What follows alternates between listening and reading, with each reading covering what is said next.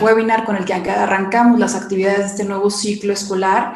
Este es un evento organizado por los Laboratorios de Lenguas y Audiovisuales de la sede de San Juan de los Lagos, con el apoyo del Departamento de Humanidades, Lenguas y Culturas Extranjeras.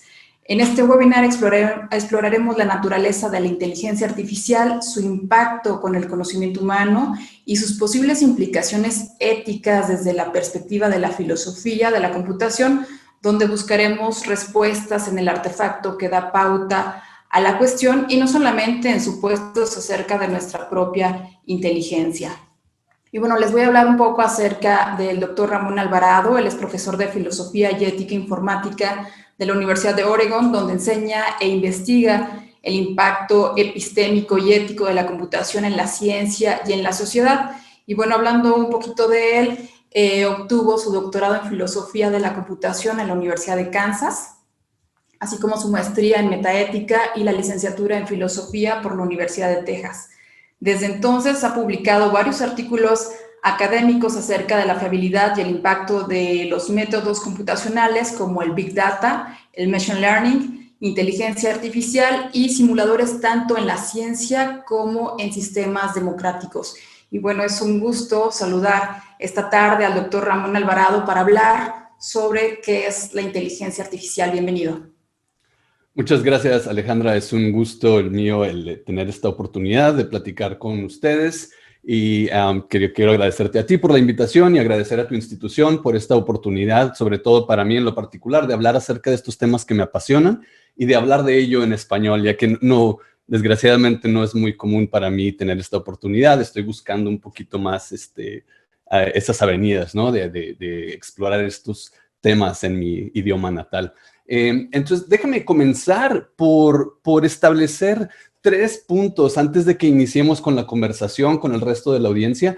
3 puntos que yo considero son esenciales para estar en la misma página todos acerca de qué es la inteligencia artificial y cuáles son las cosas que nos deberían de preocupar u ocupar, ¿no? Acerca de esta tecnología que, como sabemos, está en todos los medios, se escucha en la radio, se escucha en internet, se escucha en la televisión, se escucha en la industria, en la academia, en todos lados escuchamos esta palabra de inteligencia artificial. Entonces, quiero establecer preliminarmente 3 puntos. Le pido a la audiencia que por favor se aguante 15 minutitos de preliminares, ¿no? Entonces aquí va, son 3 puntos acerca de la inteligencia artificial que considero son muy importantes. Lo primero es que antes que nada hay que comenzar, considero yo, por analizar la parte artificial de inteligencia artificial, ¿no? Esto es porque por mucho tiempo, por varias décadas, la investigación de la inteligencia artificial se ha basado en analizar primero la inteligencia y después el artificio. Y yo busco voltear la página y voltear el mapa y decir, vamos a empezar primero por el artefacto y después vemos si este artefacto es inteligente o no, o cuál es su relación con aquello que llamamos inteligencia. Entonces, punto número 1, comencemos por analizar la parte artificial en inteligencia artificial. Punto número 2 es que una vez que hagamos esto, nos vamos a dar cuenta que la inteligencia artificial son últimamente artefactos de análisis matemáticos, estadístico, probabilístico y lógico, ¿no? Entonces, son, antes que nada, no son robots, antes que nada, no son máquinas, antes que nada, son métodos de análisis que luego después se aplican en diversas utilidades como un auto, como finanzas y cuestiones familiares, ¿no? Entonces, ok, voy a repetir nada más. Punto número 1, el artificio. Vamos a empezar por ahí, lo artificial. Punto número 2, nos vamos a dar cuenta que ese tipo de artefacto es un artefacto de métodos de análisis. Y aquí llegamos al número 3. Cuando nos damos cuenta que la inteligencia artificial son métodos de análisis, nos vamos también a replantear todas aquellas cuestiones que nos hemos hecho por las últimas 6 décadas acerca de la inteligencia artificial, ¿no? Porque ya no nos vamos a plantear qué nos pueden hacer los robots, ya no nos vamos a plantear qué tipo de deseos tienen estas máquinas. Más bien nos vamos a plantear qué cosas puede hacer para nosotros y qué cosa pueden hacer hacia nosotros los métodos analíticos, ¿no? Ahora que tenemos estos 3 puntos, voy a expandir un poco en cada uno de ellos, ¿no? Entonces vamos a empezar por aquello de la parte artificial de la inteligencia artificial.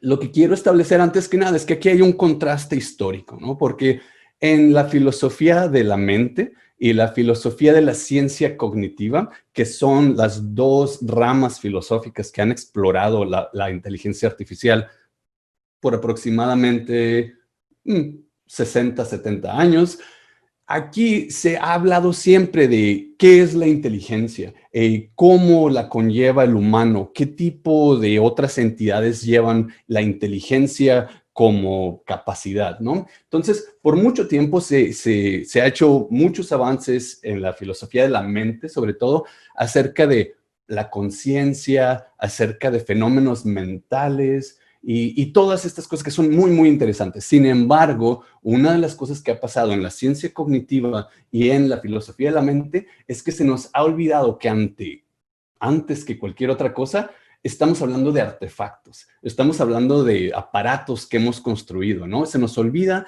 la importancia del instrumento. Cabe decir que esto también es un problema en la filosofía de la ciencia, ¿eh? En la filosofía de la ciencia se habla de teorías, de modelos, de experimentos, y siempre se les olvida que hay algo en medio, que es el instrumento, ¿no? Entonces, aquí quiero yo llamar la atención al instrumento. Este es el contraste filosófico. Ahora, que estamos hablando del artificio, estamos hablando de lo artificial, nos tenemos que preguntar, bueno, ¿y qué es un artefacto? Vamos a empezar por lo más básico, ¿no? ¿Qué es un artefacto? Aquí una definición bien sencilla es la siguiente. Es una creación, un artefacto es una creación que emerge de la síntesis intencional de materiales y recursos, ¿no? O sea, llega el humano o llega un pajarito o llega un chimpancé y agarra recursos y agarra materiales y crea una síntesis que no existía naturalmente antes. Este es un artefacto. Lo hacemos nosotros, lo hacen otro tipo de especies, ¿no? Pero aquí entra otra división, otra distinción, que es, bueno, hay de artefactos a artefactos, ¿no? ¿A qué tipo de artefacto es la inteligencia artificial? Porque, por ejemplo, hay cosas que se llaman pseudoartefactos, que son aquellas cositas que nos encontramos en la Tierra que ya sirven de algo porque tienen una forma. Yo me encuentro una roca en forma de taza y me puedo echar café ahí. Es un artefacto, pero es un pseudoartefacto porque yo no lo sinteticé, lo encontré y servía para aquello que yo buscaba, ¿no? Pseudoartefactos. Y luego hay cosas como otros artefactos como el arte, las herramientas, que son muy distintos. Y luego hay otros artefactos que son artefactos técnicos, como las máquinas. No es lo mismo una roca a un martillo mecánico. Son tres cosas muy distintas, ¿no? Entonces aquí ya vemos una distinción. La inteligencia artificial es un artefacto, pero no cualquier artefacto. No es como una roca, no es tampoco como una herramienta, es un artefacto técnico. Ok, ¿qué quiere decir esto? Bueno, que tiene tareas especializadas, que requiere precisión, muchísima precisión, que tiene al menos fundamentalmente un marco teórico, ya sea de las matemáticas o de las ciencias computacionales, y que tiene procesos explícitos y definitivos, que lleva a cabo ciertas tareas de ciertas maneras muy, muy particulares, ¿no? Entonces aquí ya llegamos un poquito donde estamos hablando de artefactos, la inteligencia artificial es un artefacto, pero es un artefacto técnico, ¿no? Pero de ahí existe ¿qué tipo de artefacto técnico es la inteligencia artificial? Primero que nada, es un artefacto computacional. Tiene que ver muchísimo con las computadoras. Antes de las computadoras era muy difícil, aparte de la mecánica, de imaginarnos lo que llevaba a cabo un ser inteligente. Ahorita se maneja que lo que lleva a cabo es la computación. Tiene procesos computacionales, ¿no? Una vez que entendemos esto, nos damos cuenta que, por ejemplo, las computadoras es una herramienta muy específica que tiene cosas y lleva a cabo tareas muy limitadas, ¿no? Por ejemplo, las computadoras procesan información formal. Eso quiere decir que son puramente simbólicas y estructuradas, información formal. Luego, procesan información discreta. Eso quiere decir que procesan información en pedacitos. No pueden llevar a cabo procesos continuos.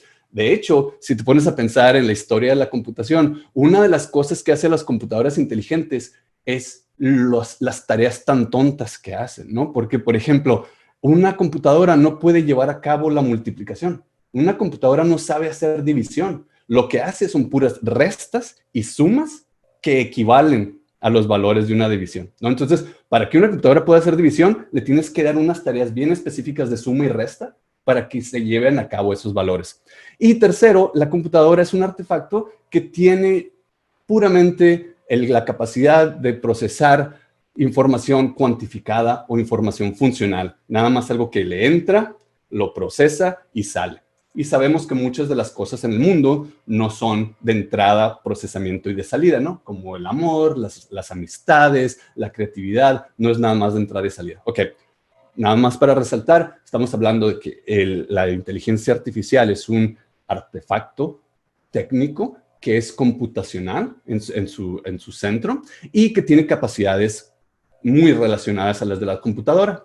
Pero también la inteligencia artificial ejecuta operaciones encima de la computación, ¿no?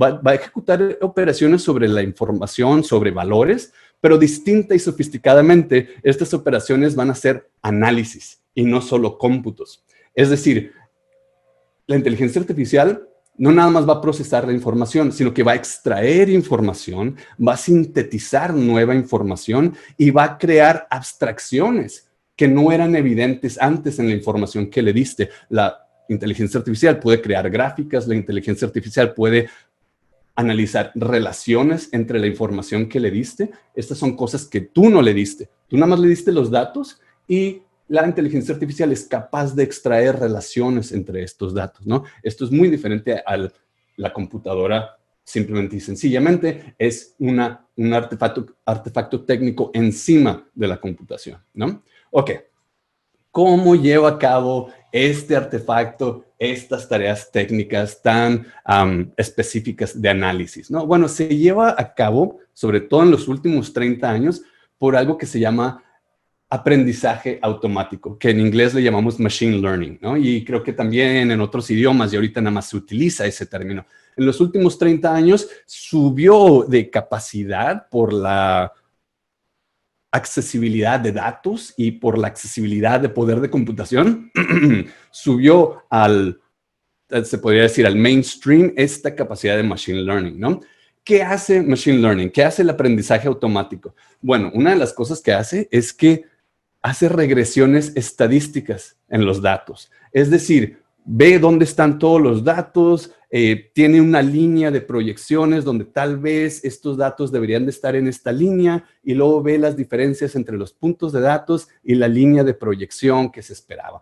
No voy a aburrirlos mucho con estos temas un poquito más técnicos y matemáticos, pero eso es lo que hace regresiones. También usa pesos bayesianos, que tienen que ver con las ecuaciones de probabilidad, que son para mí como métodos de adivinanza, ¿no? Donde dice, este elemento estadístico tiene que estar por acá, voy a ver si está y si no está, corrijo mi algoritmo y luego lo vuelvo a adivinar y adivino hasta que cada vez mi error es menos y optimizo mi manera de clasificar datos. Ok, dos cosas, regresiones, procesos bayesianos de probabilidad, y luego lo que se llaman redes neuronales, que son simplemente procesos de filtración de información, donde avientas información y hay una capa que filtra esa información y luego hay otra capa que filtra esa otra información y poco a poco se van dando cuenta estos sistemas de propiedades salientes, de propiedades que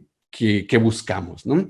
Y últimamente, estos procesos buscan optimizar ecuaciones matemáticas, buscan optimizar modelos y nos ayudan a comprender los datos, ¿no? Ok, lo que quiero que se entienda de esto, más que los procesos técnicos y la estadística, la estadística y la probabilística, es lo siguiente, es que en fin y al final, esto suena muy diferente a los robots que nos ponemos en la mente cada vez que pensamos en inteligencia artificial, ¿verdad? Las regresiones son mucho más aburridas que los robots, las ecuaciones matemáticas son mucho menos,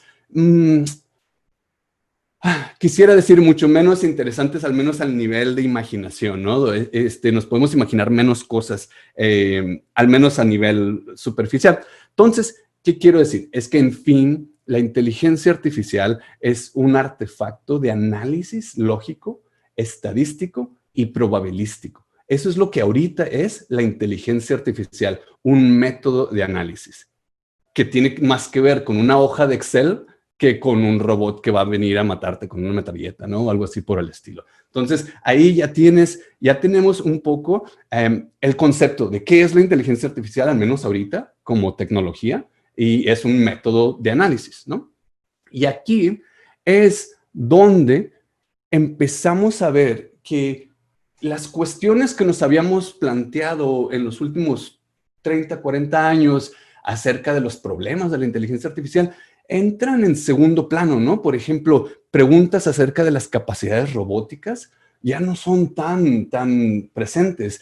Preguntas acerca de los deseos malévolos de una máquina ya no son tan presentes. Y sobre todo, hay preguntas acerca de el estatus moral de algún humanoide mecánico también ya no son. No significa que no sean importantes y que no tengan nada que ver, sino que ya vemos que son aplicaciones de segundo plano. La inteligencia artificial es otra cosa antes que eso, ¿no? Y, por ejemplo, nos damos cuenta que si es que nos queramos preocupar por cuestiones de que, ay, ahí vienen los robots y la inteligencia artificial y nos van a reemplazar, nos podemos dar cuenta de que ya una vez que vemos que son aparatos técnicos de análisis, lo más seguro es que lo primero que reemplazan son aquellas tareas formales de símbolos, de tareas de gente que está sentada en un escritorio y no tareas de gente que está en una fábrica, ¿no? Entonces, por ejemplo, ya hay más probabilidades de que la inteligencia artificial, antes que nada, reemplace a un abogado, reemplace a un contador, reemplace hasta aquellos médicos que se dedican solamente al diagnosis, ¿no? Al diagnóstico, y no a reemplazar conductores, no a reemplazar otro tipo de obreros, ¿no? Entonces aquí ya vemos al menos una pequeña distinción entre las cosas que nos podemos imaginar y que debemos preocuparnos una vez que entendemos lo que es la inteligencia artificial técnicamente como artefacto, ¿no?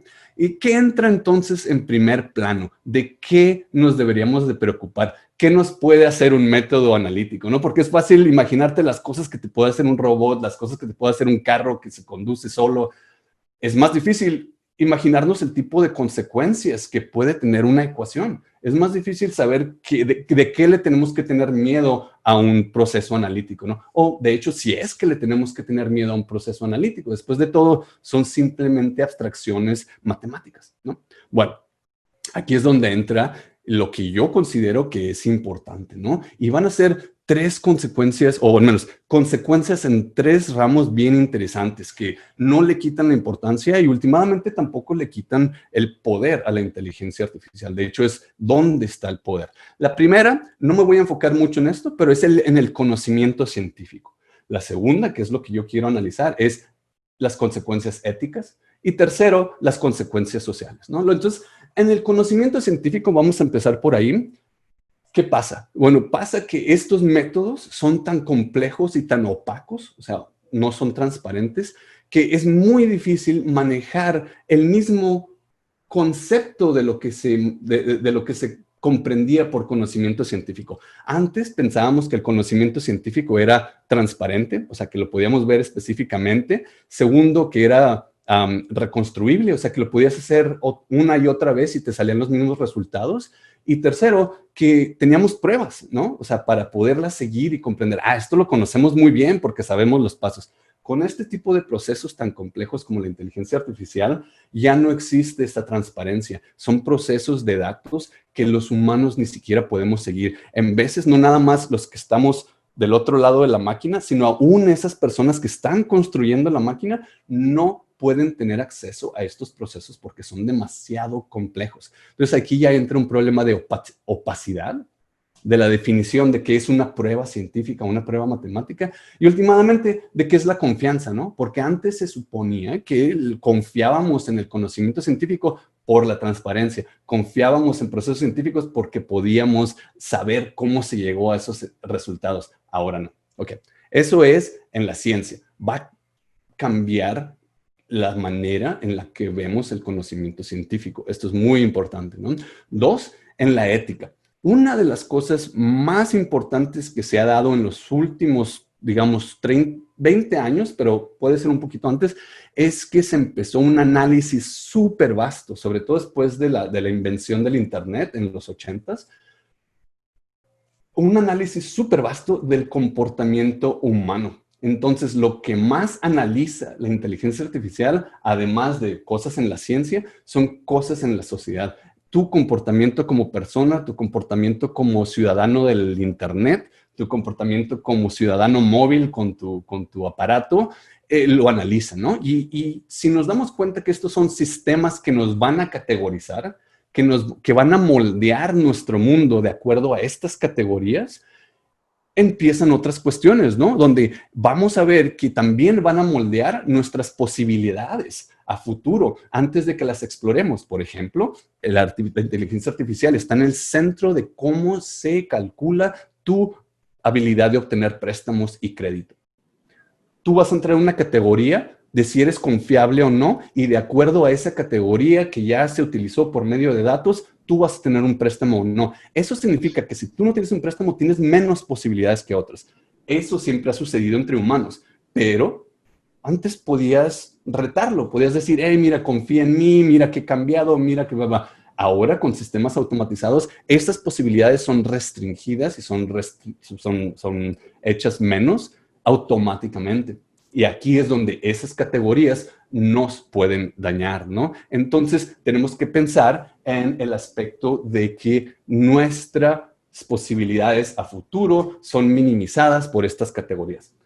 2 minutos más y termino con este análisis, ¿no? Otra de las cosas que quiero hablar es de los sesgos automatizados. Estos análisis de la inteligencia artificial son hechos con datos que se recaudaron antes y son analizados con algoritmos que tienen ciertas inclinaciones, ciertas preferencias técnicas y una miopía técnica, y van a dar resultados, van a dar categorías que ya están sesgados, que ya tienen un problema de sesgo, ¿no? Y esto va a ser muy importante porque aquí ya entran cuestiones de discriminación, ya entran cuestiones de prejuicios y cosas así, ¿no? Tercero, claro, es que cuando se nos categoriza y se toman decisiones acerca de esas categorías sin que nosotros sepamos cómo funcionan esas categorías, sin que nosotros sepamos cómo llegamos a esos resultados, entonces va a haber cuestiones de agencia moral, de libertad personal, donde ya hay algo, hay un sistema más grande que nos está guiando, que nos está dando posibilidades o que nos está quitando posibilidades de acuerdo a un análisis, ¿no? Y aquí es donde ya vemos que la inteligencia artificial como artefacto de análisis puede tener consecuencias morales, puede tener consecuencias acerca de nuestras libertades y de nuestra agencia moral, ¿no? Y últimamente, todo esto tiene que ver con la sociedad, ¿no? Porque estos mismos métodos se van a utilizar para gobernanza, se van a utilizar para predicción policíaca, para saber cuáles barrios hay más crimen y cuáles barrios se tienen que controlar un poco más, ¿no? Se van a utilizar para política ambiental, donde se predice lo que va a pasar con una ciudad y de acuerdo a eso algún político aplasta un botón, sale un resultado y toma una decisión. Y claro, como dije ahorita, decisiones de crédito, decisiones de vida.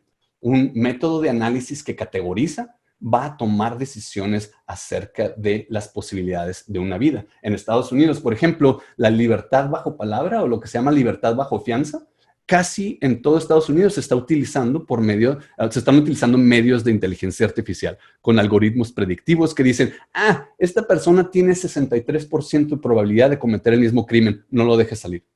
O esta persona tiene 78% de probabilidad de pasársela bien, déjalo salir. Es algo que ya no está tomado por...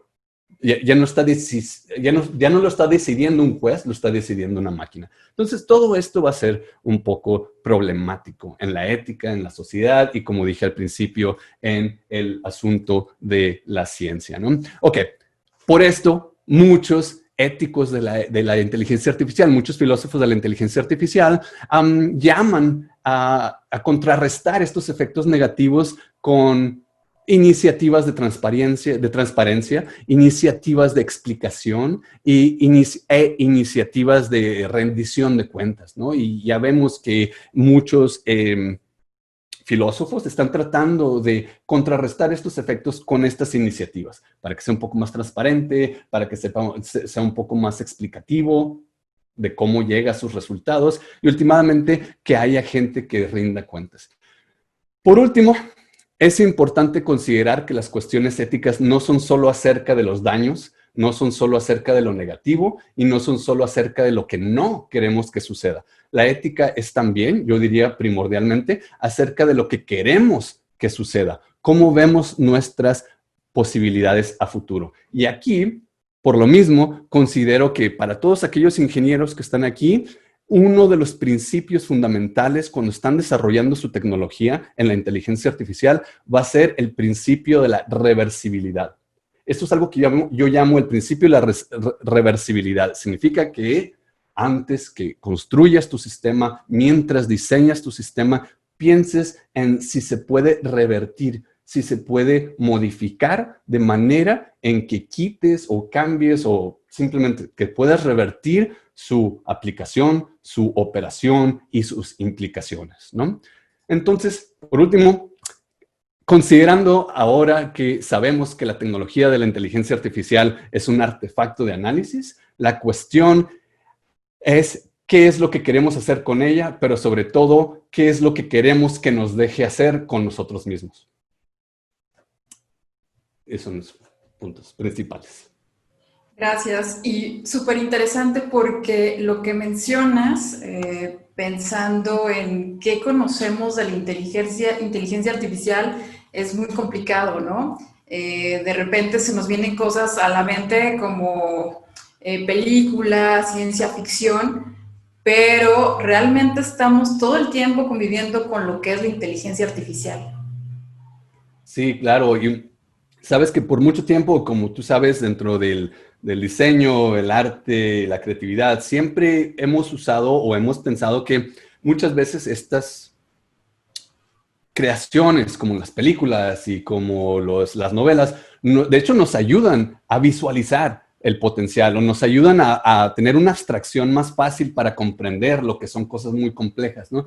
Sin embargo, al menos ahorita con la inteligencia artificial, este tipo de ideas de las películas como la de inteligencia artificial que mucha gente menciona en Facebook o series como Westworld o cosas por el estilo, de hecho, nos están haciendo un daño, ¿no? Porque nos están haciendo que nos olvidemos del hecho de que la inteligencia artificial es últimamente un método de análisis, no un monito. No un robotcito, no un niño que va a pedirte que le ayudes, ¿sí me entiendes? Sino que va a ser un método de análisis que ya tiene 30 años, sobre todo en la historia de las tarjetas de crédito, ya tiene 30 años tomando decisiones por ti.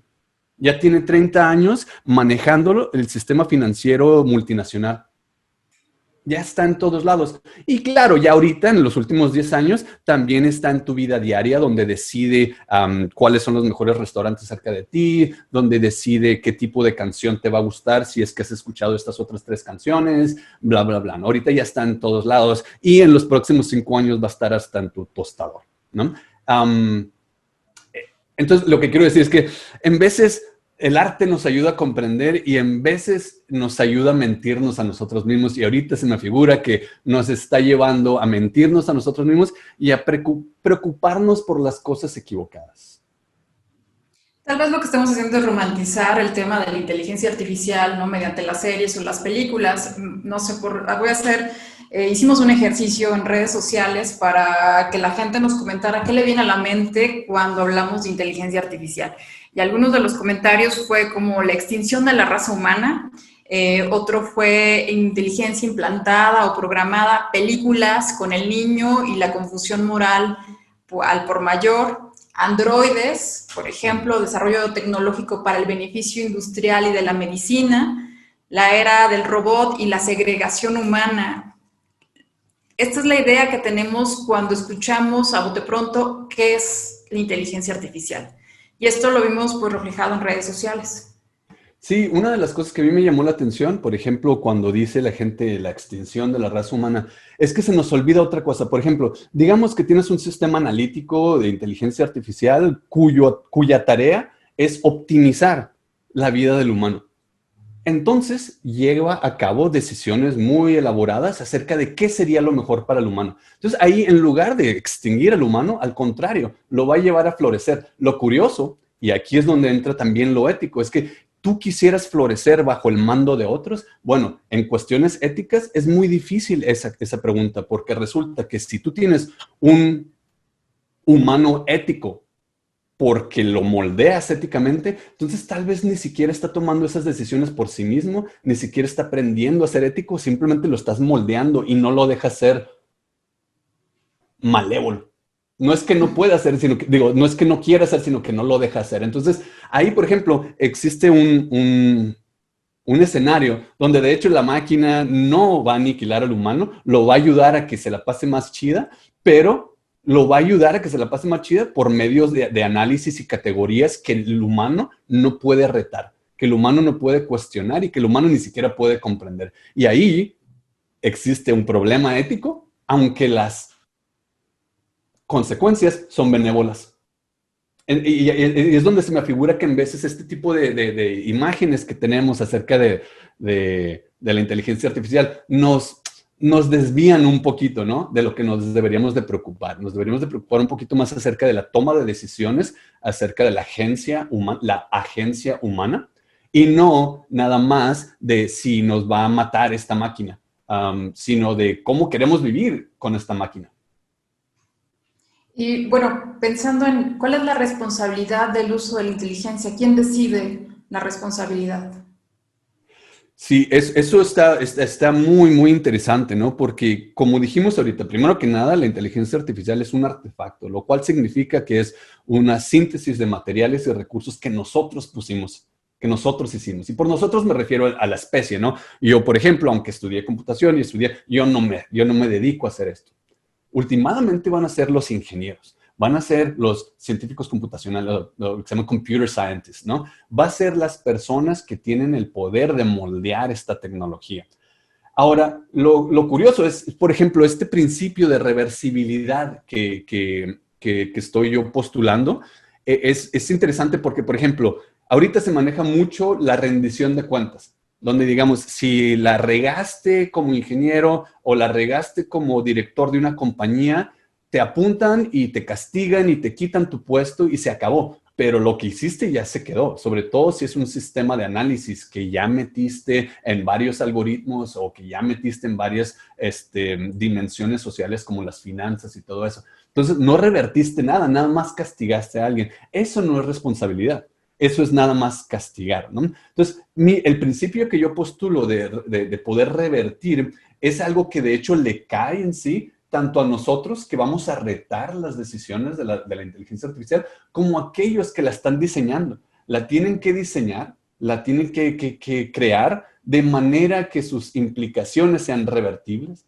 de manera que sus operaciones sean revertibles. Y discúlpenme si no existe esta palabra en español, de revertibilidad o reversibilidad, pero viene de lo que yo llamo reversibility principle en inglés, y como te digo, hace rato que no manejo estos tecnicismos en español, pero bueno, se comprende, ¿no? Es la capacidad de poder cambiar y modificar de manera que le pongas en reversa a cualquier implicación de tu sistema. Entonces, yo diría que primero y ahorita, la responsabilidad cae en los que tienen el poder de construir esta tecnología a futuro.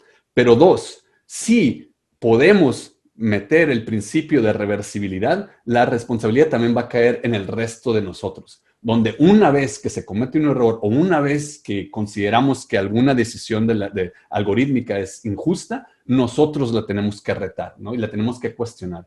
Y parte de ello es comprenderla. Por eso quiero yo demistificar la inteligencia artificial, porque una vez que comprendemos que es un artefacto de análisis, ya no nos preocupamos por Terminator, ya no nos preocupamos por Westworld, ya nos preocupamos por mi crédito, ya nos preocupamos por cómo discriminó este sistema a aquellas personas que más necesitan ayuda o a aquellas personas que menos merecen ser castigados, ¿no? Claro, porque, bueno, lo comentamos desde el inicio de este webinar, que la inteligencia artificial, estamos en contacto con ella todo el tiempo, ¿no? Desde nuestro teléfono celular está arrojando datos y estos datos, pues, hacen toda una simulación para darnos, pues, cosas que necesitamos. Y bueno, aquí Ernesto Arce nos comenta que la idea de regresar sería como un control Z, ¿no? Regresar a algo que no nos está ayudando, que no está beneficiando a un proyecto humano desde la inteligencia artificial. Pero creo que todavía falta mucho terreno por caminar, por el tema de poder legislar sobre la inteligencia artificial. Sí, claro, y como te digo, esto empieza con principios y eso sucede con muchas tecnologías, ¿no? En veces el humano corre antes de aprender a caminar y luego nos toma así como que pararnos y darnos cuenta de, uff, ya introducimos, perdón, una tecnología por la cual ya no nos podemos regresar.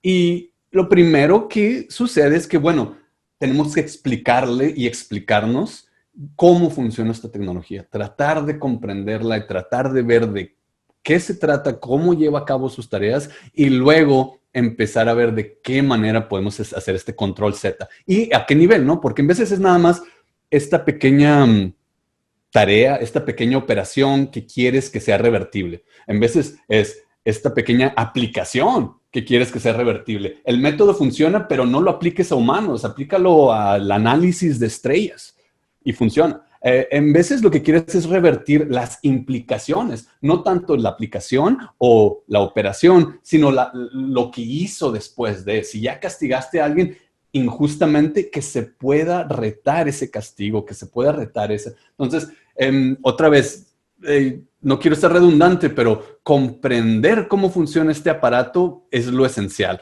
Educar a otros acerca de cómo funciona este aparato es esencial. Y por eso yo creo que de alguna manera u otra, tanto la diseminación de la inteligencia artificial y el conocimiento, tanto de los ingenieros como de los filósofos, va a ser primordial, ¿no? Porque muchas veces el ingeniero es muy bueno en lo que hace, pero no necesariamente bueno en comunicar cómo funciona lo que hace.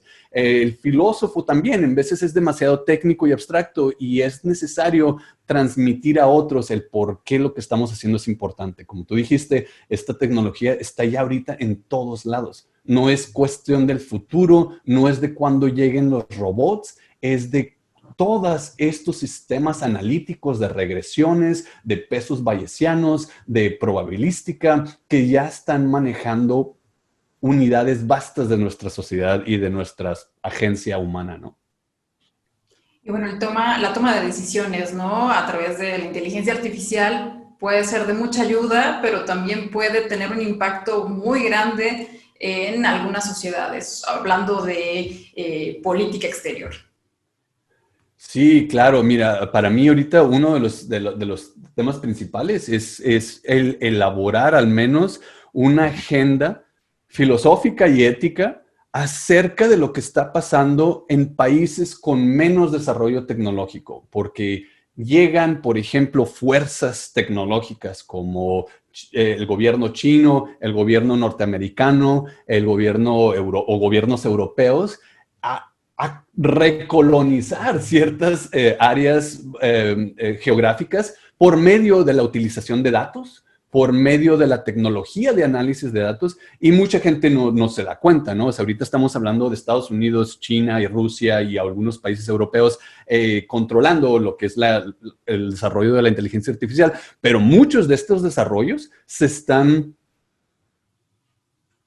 aplicando en países como África, en continentes como África, países africanos, en continentes como el sudamericano, donde hay menos desarrollo técnico y tecnológico y sin embargo existe la misma cantidad de datos, ¿no? Y donde hay menos instituciones de reforma, menos instituciones de ley, y es más fácil para las corporaciones salirse con la suya, ¿no? Entonces, aquí también entra esta desigualdad de poder tecnológico, donde la inteligencia artificial va a jugar un papel muy importante. Ahora, lo chido de la inteligencia artificial es que ese mismo poder que tienen estos grandes poderes tecnológicos se puede utilizar por países menos desarrollados para comprenderse a sí mismos, a sus sociedades y para también resistir o manejar una visión a futuro de ellos mismos, ¿no? Eso es lo chido de la inteligencia artificial, es que últimamente va a ser creo yo, va a ser una tecnología un poco más democrática de lo que lo fue, por ejemplo, la energía nuclear, ¿no? ¿Por qué? Porque resulta que gracias a las computadoras que tenemos ahorita, este tipo de tecnología la podemos usar en veces entre 3 o 4 chavos que nos juntamos, ¿no? A hacer un programa. Podemos empezar desde nuestra escuela, en nuestros laboratorios, y hacer algo bien padre para nuestra sociedad, sin esperar a que aquellos poderes tecnológicos vengan a ayudarnos o últimamente no ayudarnos, sino nada más ¿cómo se podría decir? A sacarnos datos, ¿no? A extraernos información. Tenemos una pregunta, escribe Brian Medina, dice, hola, pienso que también una parte determinante del funcionamiento de los algoritmos de inteligencia artificial dependen de los datos de entrenamiento. ¿Cómo aplicar este pensamiento que usted nos platica de manera de que favorezca, digamos, de alguna manera cierto tipo de población? Sí, claro, eso es un tema muy importante en la inteligencia artificial porque muchos en la ingeniería de la inteligencia artificial en veces dicen, mira, es que mi algoritmo es neutro. Mi algoritmo simplemente crea estos procesos analíticos y matemáticos. El problema está en que la gente que juntó esta información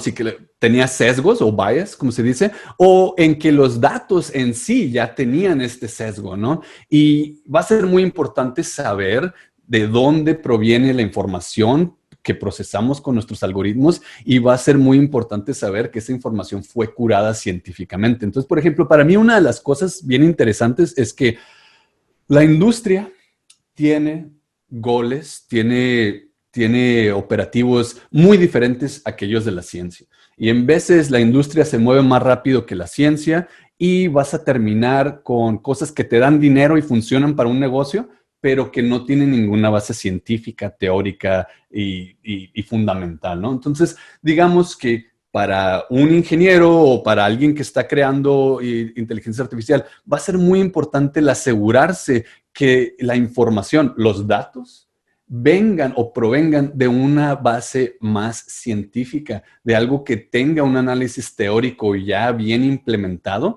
y asegurarse también de que haya diversidad en tus datos, ¿no? Una de las cosas que pasa es que, digamos, con el sistema de reconocimiento facial de Google y otras compañías, sobre todo hace 5 años, ¿no? Sobre todo hace como 5 o 6 años, no se habían dado cuenta de que cuando estaban analizando millones de fotografías del Internet para reconocer caras, la mayor parte de esas caras provenían del mismo origen histórico y técnico del Internet. Bueno, ¿dónde se originó el Internet y cómo se desarrolló? Bueno, primero que nada en países tanto europeos como norteamericanos, donde los aspectos faciales eran de un cierto tipo, o al menos predominantemente de un cierto tipo. Era más probable que un hombre blanco tuviera Internet que una mujer de color tuviera Internet. Era más probable que un hombre blanco subiera su foto a Internet que una mujer de color subiera su foto a Internet. Y nadie se había dado cuenta de esto. Lo único que pensaban es, tenemos millones de fotos, vamos a analizarlas y vamos a sacar sistemas predictivos bien chidas. ¿Y qué pasó? Que estos sistemas aún ahorita no reconocen gente que llamamos en Estados Unidos gente de color, gente más morena o gente con facciones faciales que no son predominantemente anglo-europeas, ¿no? Y esto no es un problema del algoritmo en sí, esto es un problema de que la base de datos ya estaba sesgada, ¿no? Entonces, aquí, digamos, por ejemplo, entra otra vez el principio de reversibilidad, donde dices, y ya la regué con estos datos, pero ojalá y puedas volver a la fuente de datos, reorganizar tu fuente de datos de manera que inyectes diversidad y luego pruebas otra vez tu algoritmo, porque de hecho, tal vez tu algoritmo ya ni siquiera funcione una vez que metas diversidad. Si no funciona, entonces crea uno que sí. Crea un sistema algorítmico que sí funcione con una base de datos diversa, heterogénea. Espero que eso le ayude Claro, sí. Adelante. tenemos una pregunta también en el chat. María Teresa Martínez dice, ¿cómo se pudiera aplicar la inteligencia artificial en salud en la sociedad? Bueno, de muchísimas maneras, ¿no? O sea, de hecho, ¿Cómo se puede aplicar? De hecho, ya se está aplicando en muchos temas, sobre todo porque la inteligencia artificial como sistema de análisis es muy buena para problemas como la teoría de juego y la teoría de línea, o en inglés dice Q theory, que es la teoría de cómo distribuyes recursos limitados a personas con necesidad, ¿no? Entonces, por ejemplo, si tú estás en una lista de espera para que te den un riñón, lo más seguro es que la decisión no sea tomada por tu doctor. La decisión va a ser tomada por un sistema que analizó no nada más tu situación, sino la situación de el abasto de riñones y tu enfermedad y todo eso. Entonces, ahorita ya está aplicada, ¿no? Pero también nos puede ayudar de manera más general, donde empiezas a analizar las necesidades, las relaciones, los patrones de necesidades médicas en un país completo, y son cosas que en veces el humano no puede porque son demasiados datos, y empiezas a extraer información que va a llevar a tu político o va a llevar a tu persona representativa a tomar decisiones un poco más informadas, ¿no? A tomar decisiones un poco más completas. Y eso no es algo que vaya a pasar en el futuro, es algo que ya está pasando. Es algo que está, sobre todo en el sistema de salud, la inteligencia artificial va a ser muy benéfica y va a ser muy interesante. Ahora, por ejemplo, aquí quiero poner un pequeño paréntesis, ¿no? Porque una de las cosas que son muy padres y muy chidas de la inteligencia artificial es que tiene una capacidad predictiva mucho más alta que la del humano. Pero eso no significa que tenga una capacidad de comprensión más alta que el humano. Segundo, no significa que el humano pueda tener comprensión de las predicciones que hace la máquina, ¿no? Porque, por ejemplo, resulta que la inteligencia artificial es mejor que cualquier radiólogo humano para identificar porciones de cáncer en radiografías de pulmonares. Es mejor que un radiólogo. De hecho, tiene así una capacidad del 97% de predicción, ¿no? Cuando un radiólogo tiene como 70 y algo, 80 y algo, si es con mucha experiencia. Bueno, ¿qué pasa aquí? Bueno, la máquina es mejor que el radiólogo en identificar cosas muy curiosas. Lo raro es que ni el médico, ni el ingeniero, ni el radiólogo sabe por qué o cómo la máquina llega a esa predicción. No se ha comprendido nada acerca de la imagen. Lo único que se ha comprendido es que ya tenemos una maquinita que lo hace mejor que nosotros. Pero eso no es ciencia. Acuérdate que hace ratito dije que para mí es muy importante que tengamos una base científica o explicación y comprensión científica, porque aquí tengo un ejemplo que tal vez suene medio curioso, pero ¿sabes qué otra cosa es mejor que los humanos en sacar si tienes cáncer o no de una radiografía pulmonar? Las palomas. Las palomas son mejor, los animales, el pajarito ese que anda por toda la plaza central del DF, son mejores en reconocer quién tiene cáncer y quién no. Pero la paloma no comprende nada de cáncer, no comprende nada de las asociaciones, bla, bla. El humano no sabe por qué la paloma es mejor en reconocer esto y no en lo otro. Y es lo mismo, ¿no? O sea, aquí tenemos una palomita que nos ayuda a salvar vidas, pero que no nos ayuda a comprender el fenómeno del cáncer. No nos ayuda a comprender el fenómeno de qué en la imagen nos dice cáncer, ¿no? Entonces, aquí quiero establecer al menos una distinción entre nos puede ayudar mucho en predecir y salvar vidas, pero no nos va a ayudar mucho en desarrollarnos como una especie que comprende el mundo. Esto sería que nos facilita las cosas y las meditamos menos. ¿Eso podría hacer que la inteligencia artificial provoque? Imagínate, porque, o sea, si yo ya salvé la vida, ¿para qué necesito comprender? Yo con que ya la salve, que es lo que me importaba, ya me quedo así. Eso está bien a nivel personal, a nivel individual. De hecho, está bien a nivel clínico. Pero a nivel social, a nivel especie, Y eso es también claro, porque yo tengo la idea de que el humano es una especie que busca comprender, no nada más que busca hacer, ¿no? Cuando hacemos cosas, queremos saber cómo llegamos a tales cosas. Hay veces que lo hacemos por accidente, hay veces que no, pero aun cuando lo hacemos por accidente, nos pasamos décadas volviendo a ver cómo es que las logramos para poderlas comprender, ¿no? Entonces, en términos pragmáticos, el médico clínico y otros, qué bueno que tengas este aparatito porque vas a salvar la vida y es lo que quieres. Pero como especie, tal vez vaya a ser últimamente un pequeño obstáculo donde nos conformamos con saber qué sin saber por qué. Cristian Ortiz nos pregunta, ¿qué giros y empleos se verán o están siendo amenazados por la inteligencia artificial? En el sentido de desplazamiento de empleos, ¿cuáles seguirán siendo relevantes? Y finalmente, ¿qué tan cerca estamos de la singularidad? Voy a hablar acerca de lo primero, que ya lo toqué un poquito al principio, y es lo siguiente. Cuando comprendes que la inteligencia artificial es un artefacto de análisis lógico, matemático, probabilístico, te vas a dar cuenta que es también un proceso de análisis simbólico y análisis formal. ¿Qué es esto? Bueno, últimamente la inteligencia artificial es mejor en tareas intelectuales que en cualquier otra tarea, como una tarea física u otras, ¿no? Entonces, ¿qué pasa aquí? Que lo primero para lo que va a ser mejor la inteligencia artificial van a ser aquellos trabajos que requieren la manipulación de símbolos o que requieren la utilización de métodos formales. Entonces, lo primero que va a irse, digamos, si es que estamos pensando en eso, van a ser las cuestiones como los abogados, porque, bueno, sobre todo aquellos que trabajan para los abogados, porque mucha de la tarea del abogado es buscar leyes, o sea, reglas que son bien estructuradas y bien lógicas, y las relaciones entre una ley y otra ley y 20,000 otros documentos históricos donde la ley se estableció, bla, bla, bla. Entonces, últimamente vas a tener un sistema donde la máquina es mejor en analizar datos de ley que el humano.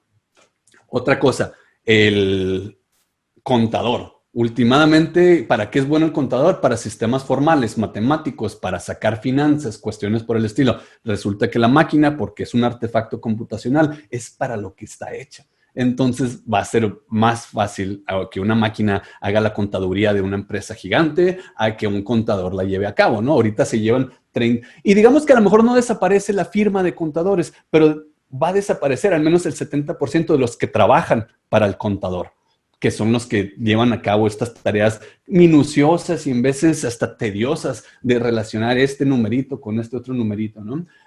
Entonces, ya ves que en los medios populares se maneja que vamos a perder a los conductores, que vamos a perder a los obreros, bla, bla. Últimamente los que vamos a perder van a ser aquellos que manejan sistemas formales para su oficio. Y aquí también incluyo otra vez, como habíamos hablado, al médico, ¿no? No cualquier médico, sobre todo no aquel de cuestiones generales y personales, pero digamos a la tarea técnica del médico que solo busca muchos síntomas para establecer si hay una diagnosis o no. Entonces, si lo que es el diagnóstico es una lista que le pones palomitas, palomitas, palomitas, palomitas, una máquina lo va a hacer mejor que muchos humanos, ¿no? Entonces, ahí son los oficios, son los giros, como decía esta persona.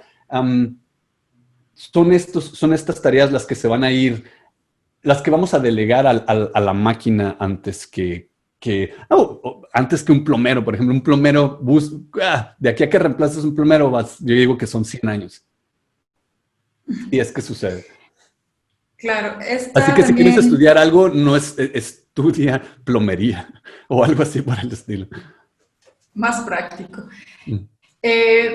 Filipo nos escribe, dice, hablamos de decisiones financieras, diagnósticas, legales. ¿Cómo discernir de manera ética qué decisiones son posibles o son viables dejar a la inteligencia artificial y cuáles serían necesarias dejar o incluir a la conciencia humana?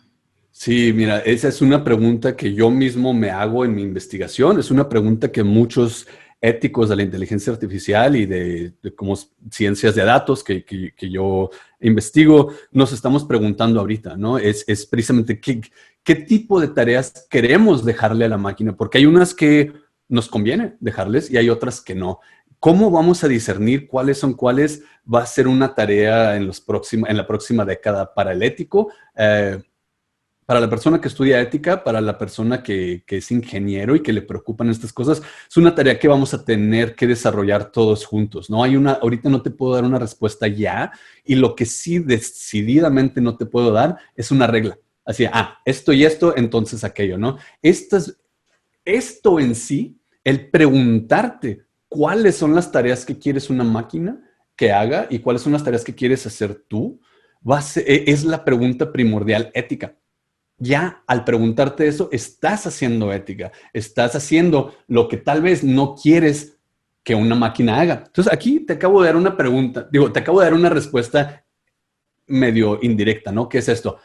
A lo mejor esta tarea de preguntarnos qué dejarle a la máquina y qué no dejarle a la máquina es una de las tareas que no le quieres dejar a la máquina.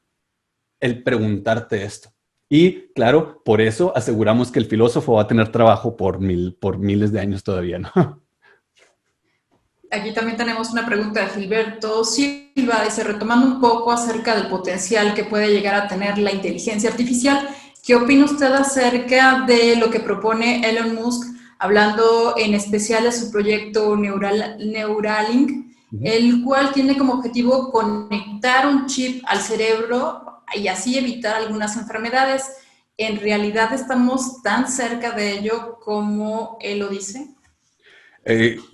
Lo primero, al igual que la pregunta pasada con lo de la singularidad, estamos lejísimos de cualquier cosa como así, pero lejísimos, ni siquiera dentro de los 30 años, 50 años, estamos lejísimos porque de hecho muchos pensamos que es un problema conceptual, o sea, ni siquiera es posible eso, pero no me voy a meter en eso. Lo que sí quiero decir es que, bueno, ahí entra otra vez esta idea de la reversibilidad, ¿no? Donde digamos que Elon Musk genera este chip que te puedes implantar y que por medio de ello puede analizar datos completos y en tiempo real acerca de tu estatus médico, de tu estatus como persona, de lo que estás haciendo, cómo lo estás haciendo.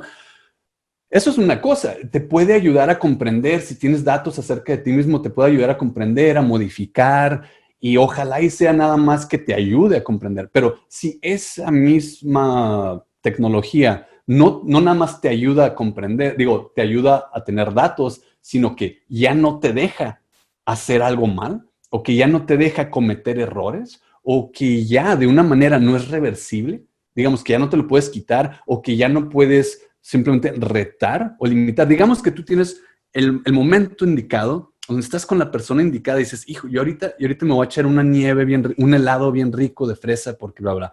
Pero sucede que tienes una probabilidad de tener alguna enfermedad relacionada con el azúcar en 30 años, ¿no? Y el chip te dice, yo que tú no me comía esa nieve. ¿Qué vas a hacer? Si es reversible y dices, o sea, no me importa lo que diga el chip, ahorita estoy con la persona adecuada en el momento adecuado y quiero este helado, ¿no? Si no tienes posibilidad de revertir lo que dice el chip, entonces eso es un problema gigantesco, ¿no? Donde estás implantando tecnología que ya no te deja ser tú mismo, ya no te deja tomar decisiones personales, de manera que tal vez no sea lo mejor para ti, pero es lo que tú quieres. Ahí hay un gran problema, ¿no? Si esta tecnología lo único que está haciendo es mandándole datos a una corporación para que te ayude a mejorar tu vida, bueno, eso tal vez esté bien, ¿no? Ahora, lo último también es que hay que ser muy humildes acerca de lo que puede hacer esta tecnología. Mucho de lo que dice Elon Musk y de lo que hace Elon Musk es muy bueno porque comprueba los límites. O sea, la mayor parte de lo que hace Elon Musk, más que simplemente generar tecnologías futuras, es mostrarnos qué tan limitadas están estas tecnologías futuras, ¿no? Entonces, por ejemplo, ahorita ese pobre marranito, ese pobre cochinito al que le pusieron esa tecnología es una de las maneras en ver qué tan lejos estamos, ¿no? No hay mucho que se le pueda hacer a ese cochinito, excepto por algún que otro estímulo electrónico y, eso sí, sacar muchísima información acerca de sus conexiones neuronales y cosas por el estilo. Pero de ahí a que haya algo significativo, No, pero son pasos, o sea, no estoy diciendo que no sea posible últimamente que tengamos un chip en nuestra mente que nos ayude a procesar datos de una manera más eficiente. Lo que estoy diciendo es que ahorita ese procesamiento de datos y la conexión entre el procesamiento de datos y tu cerebro es muy pobre, ¿no? Literalmente, ahorita, lo que Elon Musk hizo es como si te hubieras puesto un celular así con tape en tu cabeza y ya. ¿Por qué? Porque tu celular también tiene la capacidad de extraer información de dónde estás, cómo estás, qué posición estás, en veces hasta tu pulso, en veces hasta cómo y cuándo y qué tan rápido caminas, y en veces las relaciones entre cómo, cuándo y qué tanto caminas con ciertas enfermedades. Entonces, tu celular ya hace mucho de lo que hace ese chip, ¿no? Lo único que hizo Elon Musk es ponerlo en este tamañito y meterlo adentro o al menos conectado con un cerebro animal, ¿no? Entonces, lo que quiero decir es, estamos muy lejos y yo quisiera que la gente viera los experimentos de Elon Musk más como una muestra muy, muy útil de las limitaciones de esta tecnología. Tenemos un par de preguntas antes de terminar este webinar. Cristian Ortiz, ¿qué tan práctico sería, con este ejemplo del helado, usar un chip de control del comportamiento para reinstalar personas con pasados criminales? Pues mira, eso es una muy buena pregunta porque lo primero es bueno, es decir, podemos utilizar la inteligencia artificial y este chip para más o menos saber quiénes tienen ciertas tendencias, ya sea médicas o psicológicas, hacia cierto tipo de comportamiento y tal vez podemos analizar los datos de manera que te das cuenta que el 60% o 70% de la población en las cárceles no deberían de estar en las cárceles, ¿no? Entonces, eso es bueno porque puedes ya darte cuenta, gracias a los datos, que la mayor parte de la gente tiene una muy pequeña probabilidad de reincidir en crímenes. Por ejemplo, la mayor parte de los homicidas, la mayor parte, así como 80%, no van a reincidir porque fue algo que hicieron una vez. No es algo que hicieran como los homicidas en masa, que lo hacen como un hábito. Los homicidas de masa son muy pocos. La mayor parte de la gente que ha cometido un crimen tan serio nunca más lo va a volver a hacer. Entonces, tal vez de esa manera, analizando esas probabilidades, nos podemos liberar a mucha gente que merece estar libre. No estoy diciendo que cualquier homicida merezca estar libre. Digo, analizando los datos, tal vez podamos. Ahora, la segunda parte, que es la que a mí me da un poquito de miedo, es esto. ¿Realmente queremos un sistema que tenga la capacidad de controlar al humano? Y realmente queremos un sistema que controle al humano de tal manera que la única manera por la que son, digamos, aceptables en sociedad es porque están controlados de esa manera. Es muy problemático éticamente. Si piensas, por ejemplo, en películas como la de La Naranja Mecánica, ¿no? Donde hay un método psicológico de trauma, donde te trauman tanto para que no seas violento, para que puedas regresar a la sociedad. Y cada vez que piensas en una violencia te da un dolor de cabeza horrible y debilitante que te tira al suelo. Dentro de un contexto de alguien muy malévolo. Claro, en veces pensamos que se lo merece, en veces pensamos que es la única manera de controlarlos, pero ya cuando existe una tecnología tal, ¿cuáles son los límites para que alguien venga y la utilice en otros que no son malévolos? Y lo mismo pasa con otras tecnologías que ni siquiera son invasivas, ¿no? Habíamos hablado, Alejandra y tú y yo, acerca de esta proposición económica de lo que se llama el empuje, donde en lugar de castigar a la gente para que haga lo que tú quieres, nada más la empujas con pequeños regalitos que modifican tu mente, ¿no? Entonces, poquito a poquito vas modificando el ambiente de la gente y la vida de la gente para que no haga lo que tú quieres. Y ahora, para mí lo problemático es que si tú lo sabes y te lo están haciendo y tú accedes, ok, bueno, pero si lo están haciendo sin que tú quieras, sin que tú sepas, eso a mí se me hace, en cuestión de política, muy problemática. Yo no quiero ningún político o ningún sistema que pueda hacer eso sin que yo sepa que se está haciendo. sin que yo sepa que se me está haciendo. Y esto otra vez, para volver a la inteligencia artificial, es uno de los problemas, porque sucede que cuando movemos la inteligencia artificial de un ámbito científico como analizar las estrellas, analizar el comportamiento humano, empezamos a ver que estas máquinas tienen capacidad de análisis muy, muy vasto y últimamente, si están analizando el comportamiento humano, nos van a conocer mejor que nosotros mismos nos conocemos. Nos van a conocer mejor que tu psicólogo, mejor que tu sacerdote, mejor que tu papá y tu mamá. Y ahora, si nos conocen mejor que nosotros mismos y que todas estas otras instituciones sociales, como tu padre, tu madre, tu sacerdote, bla, bla, ¿le quieres dar ese poder de que te conozca mejor? ¿Y qué poderes vienen con eso, no?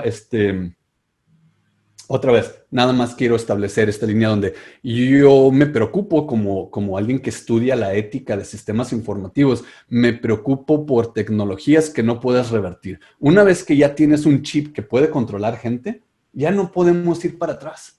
Ya no podemos regresarnos y decir, no, ya no quiero ese chip ya existe, ya no hay cómo revertir esa tecnología. Y alguien en algún momento la va a utilizar con gente que tú no piensas que se merece que sea utilizado. Y gracias. Ya estamos por terminar. Hay una última pregunta que me gustaría utilizar para el cierre. Dice Salvador Aguirre, dice, sin duda estamos ya inmersos en algoritmos de inteligencia artificial y nos encontramos actualmente en una transformación de las formas de interacción en todos los niveles. Por otra parte, ¿qué implicaciones benéficos y de riesgo podría generar un desarrollo del cómputo cuántico en la implementación de sistemas de inteligencia artificial? Sí, mira, últimamente el desarrollo de la computación cuántica es, digamos, algo que sucedió en los 80s. En 1986 se publicó un libro que hablaba acerca de la computación distribuida, ¿no? Donde ya no necesitabas un solo computador, ya no necesitabas una sola computadora, sino que podías distribuir los procesos en diferentes computadoras, en diferentes lugares, ¿no? Donde ya, otra vez, hacías el proceso de computación en pedacitos y luego lo mandabas a diferentes computadoras y luego lo reunías otra vez. Ahora, con la computación cuántica, haces eso, digamos, casi con esteroides, ¿no? Es así como si le pusieras, o sea, una energía y una capacidad inmensa, pero del mismo concepto, que es procesamiento distribuido de computación, ¿no? Entonces, lo único que estás haciendo es, tal vez más velocidad y una capacidad de análisis más vasta, pero de ahí en más el concepto no tiene mucho. O sea, digamos, tal vez si te tomaba 10,000 años resolver un problema, ahora tal vez te tome nada más 1,000 años resolver un problema. Ok, qué bien, o sea, es súper rápido, al menos para la presencia humana, 1,000 años y 10,000 años es mucha diferencia, pero en sí yo no pondría mucho de mi dinero en, una, el desarrollo de la computación cuántica, dos, en qué tan diferente va a ser, ¿no? Porque otra vez, y quiero que lo comprendamos a nivel básico, el concepto de la computación cuántica es un concepto de computación distribuida, simultánea, pero claro, con muchísimo más poder del que tenemos ahorita. Ahorita, por ejemplo, el poder que tenemos para la computación distribuida es la velocidad de la luz nos limita y la distancia de los cables nos limitan. Y claro, cada una de nuestras computadoras nos limitan, pero tenemos millones de computadoras alrededor del mundo. Distribuye ciertas computaciones muy difíciles y en ciertas operaciones computacionales muy difíciles y en menos de 100 años puedes resolver un problema que te hubiera llevado muchísimo tiempo, ¿no? Ahora, con la computación cuántica es nada más eso, pero más rápido y con más información. Entonces, conceptualmente, a mí al menos, no se me viene nada que cree una diferencia cualitativa. Puede crear una diferencia cuantitativa en que podemos hacer más cosas y más rápido, pero no cualitativa en que cambie la calidad o los procesos o los problemas que tenemos ahorita. Y bueno, esta pregunta de Cristian Ortiz dice, muchas gracias por, bueno, más pregunta, pero pide recomendaciones. Muchas gracias por el excelente webinar. ¿Habrá forma de pedir recursos, libros o series que nos puedan recomendar para pues seguir interesados en este tema.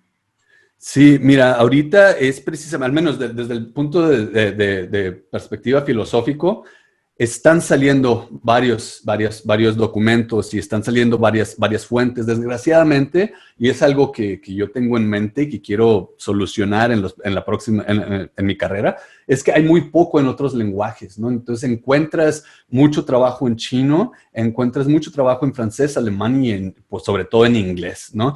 Pero no hay mucho en español y me gustaría corregir eso. Y claro, no estoy hablando de los ingenieros, o sea, hay sistemas de ingeniería ya muy bien establecidos en otros lenguajes. Yo estoy hablando más bien desde la perspectiva filosófica y conceptual. Hay mucho trabajo que no se ha traducido aún. Entonces, si hablas inglés, o sea, hay muchos lugares a donde ir. Si quieres hablar, por ejemplo, mira, aquí tengo a un lado, tengo un trabajo que para mí es casi como la Biblia de la filosofía de la tecnología y de la computación y del diseño, y es este libro de la ciencia de lo artificio, no sé si lo puedes ver, La ciencia del artificio, de Herbert Simon. Herbert Simon fue una de las personas que empezó este asunto de la inteligencia artificial, ¿no? Entonces, si te quieres ir a los 60s y a los 90s, este libro de La ciencia de lo artificial es muy, muy bueno porque te da una manera muy sencilla de comprender qué estaban pensando los ingenieros de aquel tiempo. Y si quieres comprender algo ahorita más nuevo, Melanie Mitchell tiene un libro que acaba de salir que se llama La inteligencia artificial para un humano pensante. No sé si ya esté traducido, en inglés se llama Artificial Intelligence for a Thinking Human, or for Thinking Humans.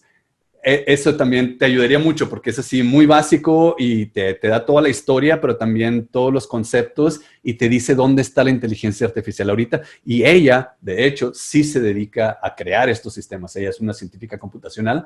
Entonces, yo diría que si quieres irte a la historia, ve con Herbert Simon. Es un libro de los 60 que ya está traducido, estoy casi seguro. Se utiliza mucho en la filosofía del diseño y la filosofía industrial. Y si quieres algo más moderno, Melanie Mitchell y su libro que acaba de salir, de hecho, hace creo que como 3-4 meses. Se llama Inteligencia Artificial para humanos pensantes. Ahora quiero y quisiera, tanto con Alejandra y con otros, que surja de este mismo webinar, tal vez una agenda donde podamos establecer otros seminarios, ya sea en universidades de México o aquí mismo en la Universidad de Oregon, donde podamos empezar a recaudar estas fuentes y hablarnos los unos a los otros acerca de a dónde va este tema, tanto en México como en otros países que yo considero tienen menos poder tecnológico que los países que ahorita están dominando el discurso.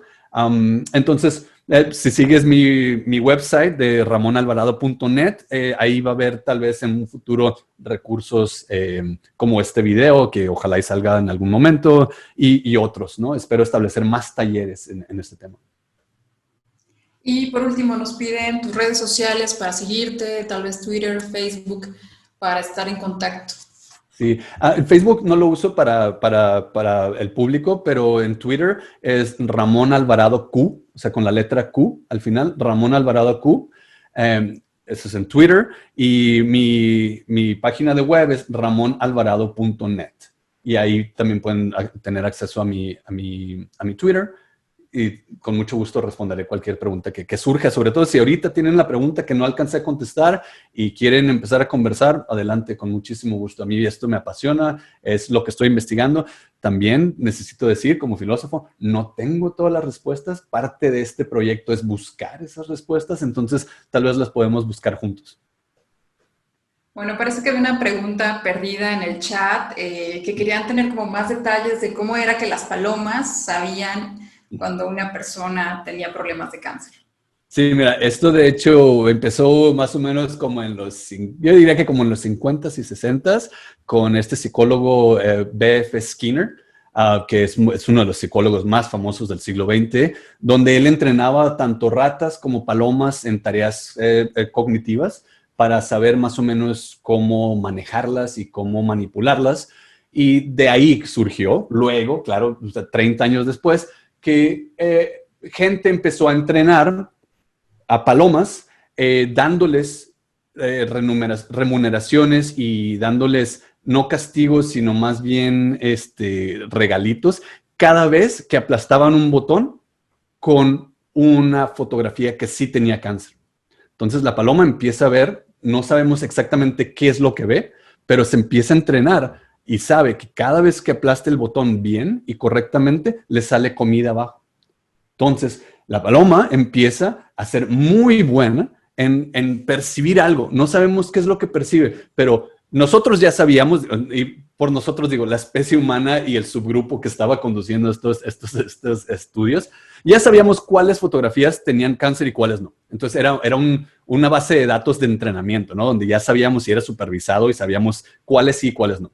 Y poco a poco, la paloma fue discerniendo entre aquellas cosas que sí tenían cáncer, entre aquellas fotografías que sí tenían cáncer y aquellas que no.